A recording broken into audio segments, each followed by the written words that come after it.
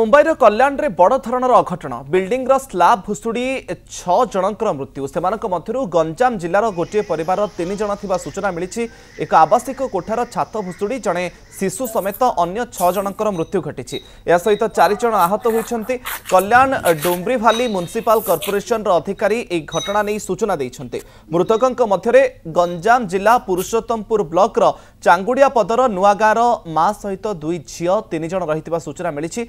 दीर्घ वर्ष धरी स्वामी 2 झील और पुओं को नहीं प्रमिला साहू मुंबई रे निज परिवार सहित रही आसुथिले। कोठार स्लाब भुशुड़ी पड़िबा जोगु ए दुर्घटना घटिथिबा अधिकारी माने कहिसंती। एबे भी जने व्यक्ति भग्नावशेष तले फसी रहिथिबा आशंका करा जाउछि।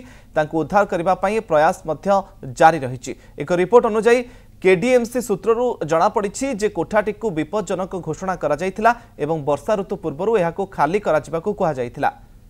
सूत्र अनुसार वर्षा पूर्वरु घर खाली करिबा पई एक नोटिस मध्य जारी करा जायथिला, किंतु दुर्घटना समय लोक माने कोठारे रहिथिले एवं ए अघटन घटिथिबार खबर सामना को आसीछि। बिल्डिंग स्लाब भुशुड़ी 6 जनकर मृत्यु होईछि और सेमानक मध्यरु गंजाम जिल्लार गोटे परिवार 3 जन थिबा सूचना मिलिछि।